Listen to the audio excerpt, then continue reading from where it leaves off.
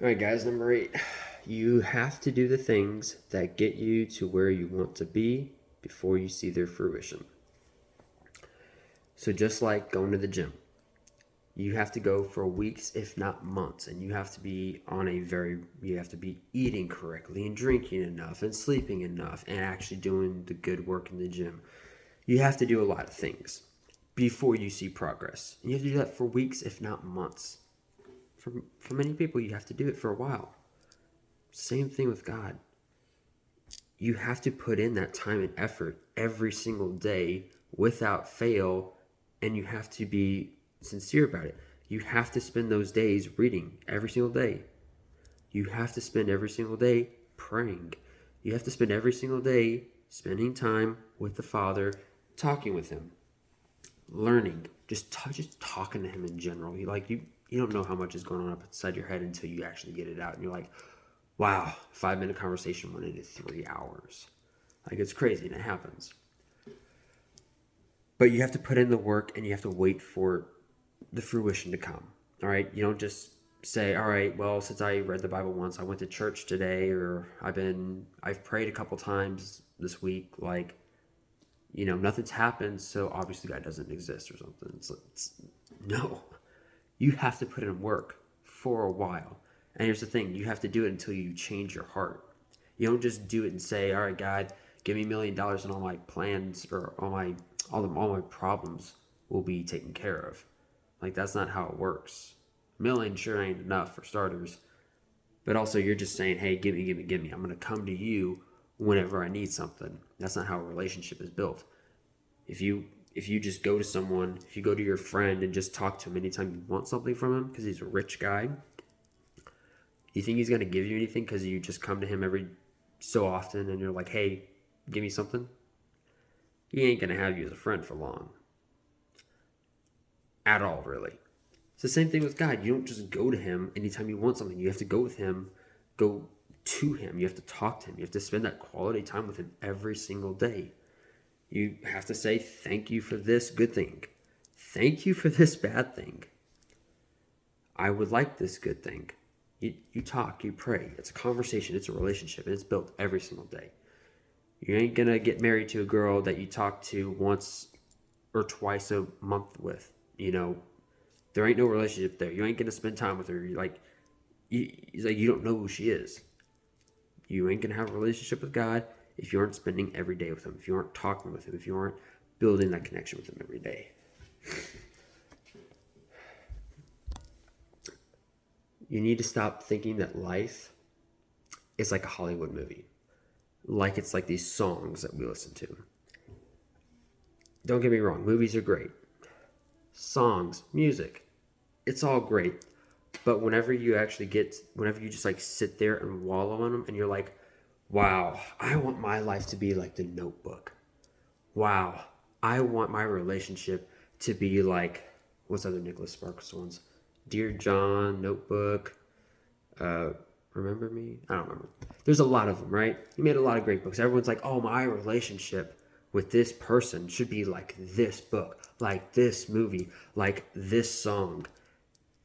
That's Hollywood. It's literally all a lie. That's not how stuff works. It's like, oh, you're born to love each other, like you're a soulmate. It doesn't exist. That's not how it works. Relationships take work.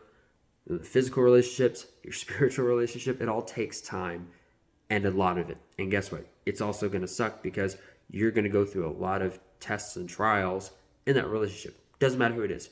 You build love. There is no just love existing. You just like the person. You can be like, cool, we have some similarities, a little bit of chemistry, whatever you want to call it. But there is no, oh, we're in love, we're made to be. It's bull. It's not how it works. So stop thinking that that's how life is. That just because someone else's life looks good, that because someone else got the great house before you did, or got that new expensive car, that new job position, or already has a family. Dude, they're struggling too. They just ain't gonna show it.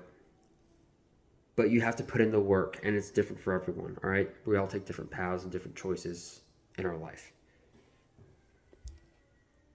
If you want something, if you want someone, then you need to be your version of that. If you want a good godly woman, you better be a good godly man.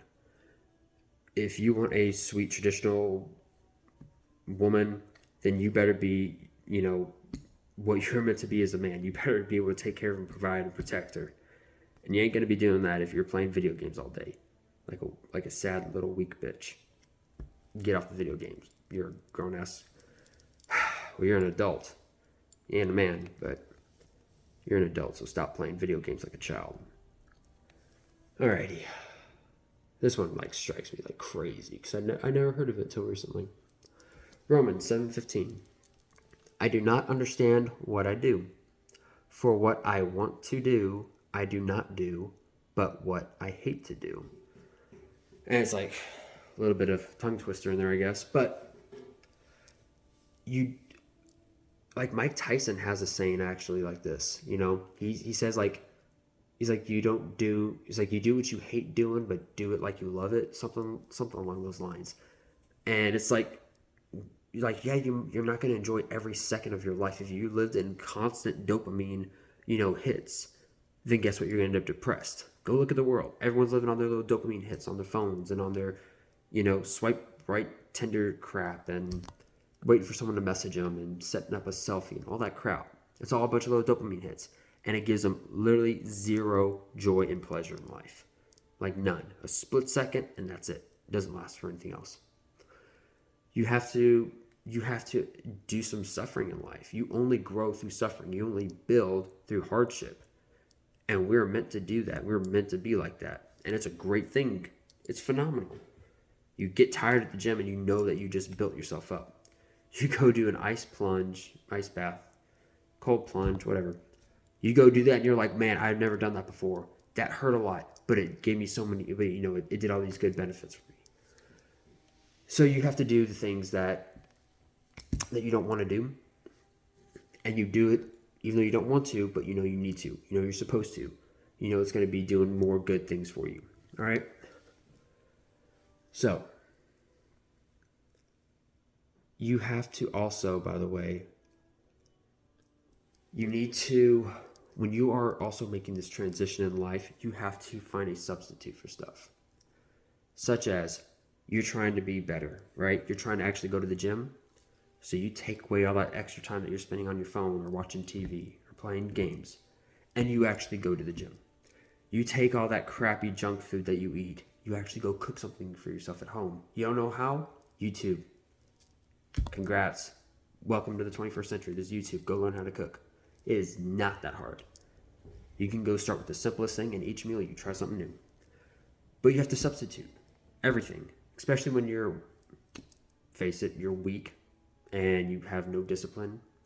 You have to substitute these things. And it's great to have a person there to be an accountability partner or someone who's doing it already, who will be like, all right, cool, I'll make sure that you're living to a schedule. But you have to take things and substitute them. So if you're chasing a bad life, drinking, drugs, sex, if you're chasing all that, you need to be filling it with prayer and reading the Bible and going to church, fellowship, Bible study, praise and worship. You need to be substituting the bad things you do, and you need to find a good thing to substitute for. So I just wanted to make sure that people heard that, because apparently that's brand new information for many people.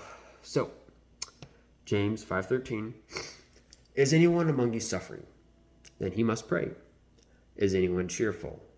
He is to sing praises. In the storm, keep the faith. Thank you, Father, for the storm. Sing praises. He gets you through the storm. You say, thank you, Father, for getting me through the storm. Sing praises. All right. Good or bad, hard or easy, no matter what happens in life, you're going to go through hard times. How much you want to do, and if you want to have the Father on your side or no one, no, that's up to you. I choose to have the Father. No citizen has a right to be an amateur in the matter of physical training. What a disgrace it is for a man to grow old without ever seeing the beauty and strength of which his body is capable. Socrates. Very smart man. And Abraham Lincoln. Give me 6 hours to chop down a tree, and I will spend the first 4 sharpening the axe. You can do so much in the world, but you need to prepare for it. It's better to prepare for something like that tongue twister. Proper planning prevents poor performance. If you do things in advance, you're like, okay, I want a family. What do I need? A job. Is it working at Starbucks and McDick's bullshit crap, whatever it is? You ain't gonna have a family on that. You need to go get a respectable, good job that actually makes money. You need a house. You don't need to be, get something with a roof, something stable, something good and cleanly, some basic stuff. You can live in an apartment. You can even live in a trailer, as long as it's good and it's taken care of, and it ain't full of black mold, preferably. Spend the time to prepare and get things ready. If you're not ready, if you're not spiritually ready or mentally ready or financially ready, if you are not ready in any area, much less all of them, work on those. Be prepared so that when you go do the actual thing, when you want a job interview, whenever you want a job, you want to prepare for that interview. You want to dress nice. You want to have your resume up to date. You want to know everything about the company. You want to already know these things. Have questions prepared. Know whatever they might ask you. Have that all prepared. Spend more time preparing for it. And then when you're there, it will go by smoothly. It will go by much better than if you just say, all right, I want this. I'm going to go get it. Instead of I want this, let me prepare for it. And then let me go get it. And it will be much, much more likely that you will get whatever it is.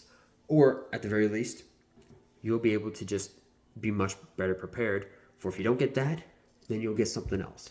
Whatever it is, you at least learned something. You didn't get that relationship, great. You learned what you did and didn't do right and what you need to do. You didn't get that job, promotion, you didn't get the job at all, great.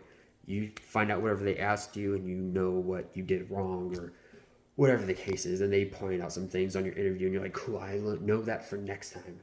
I learned that lesson, now I'll never make the mistake again. So prepare for things. Prepare to have good things and don't just jump. Don't jump the boat. Don't, whatever it is, whatever the saying is. Just don't jump, right? Do the proper things to get ready and to prepare for what you want. And it will make the transition much better, all right? There is no reason that anyone should not be able to, that should not be physically fit and taking care of themselves. I'm not saying that you have to go be like some bodybuilder. I'm not saying you have to go look like Jason Statham or The Rock or any kind of bodybuilder or anything like that. The basics of taking care of your physical and mental health. Eating decent food that's good for you. Just getting your blood flowing. More than enough scientific proof and documents and people out there already talking about just you getting your blood pumping a little bit every day to whatever degree. Jog, push-ups, going to the gym, swimming, playing a sport, whatever it is. There's already more than enough information to say, hey, you do a little bit of physical exercise, you will literally outperform everyone else who's not doing it because you will have that, your brain will be better, you're going to have that blood pumped, you're going to feel better, you're going to be like, I could have not done 100 push-ups this morning, but I did 100 today, I'm going to do 110 tomorrow, and 150, and then 200, and I'm going to be doing much, much more and better than I did before. And that's what it's all about, is being better than who you were yesterday. But you have to do things to prepare for what you want and what you'd like. When you do it the wrong way, you do what people do today. You say, I'm lonely, I'm horny, I want a girl. You go knock a girl up, and guess what? Then you have kids. And you have a crappy, if any, job. You're living in your grandparents' or parents' basement, or hers. You're not able to provide for them. And you're probably down in your basement playing games because no one wants to hire you because you take too many sick or mental health days because you're a little bitch. No one wants you to work for them because you can't do anything because you literally are weak and worthless and you play games all day. Or you can get up and be like, I'm going to have my faith in God. I'm going to get my peace from God, not some girl. I'm going to get my strength from God. I'm going to go to the gym. I'm going to eat right. I'm going to read the Bible. I'm going to take care of myself, and I'm going to prepare a good place for a family in the future. It's not that hard. It makes the most sense. That's what we've done for literally all the time up into the past, like, couple decades. Girls still lived with their dads, and then, whenever the man became, man enough and actually, proposed and married her, then she went from her dad's house and moved in with this guy. Not all the crap we're dealing with today. All right. The guy, he wouldn't be getting a girl if he didn't have a job, didn't have a house, didn't have a car. Being physically and mentally fit and healthy. It's not about being about saying like fat people are bad or something. They're not. I know a lot of phenomenal, great people who are overweight. But here's the thing: if you want to take care of yourself and be the best that you can be, you will be better when you are healthy. The healthy version of you is the best version of you. And it's just trying to stay away from all the basic types of diseases that you'll get from high cholesterol, blood sugar imbalances, all this, strokes and heart attacks and having tumors and cancer, just being weak overall, and a million different types of health conditions because people don't eat right. They don't exercise. They don't take care of themselves. And no one really wants that. So stop being the weak version and go be the man that you can become. I hope that works, guys. I hope that answered some questions. You have a blessed day.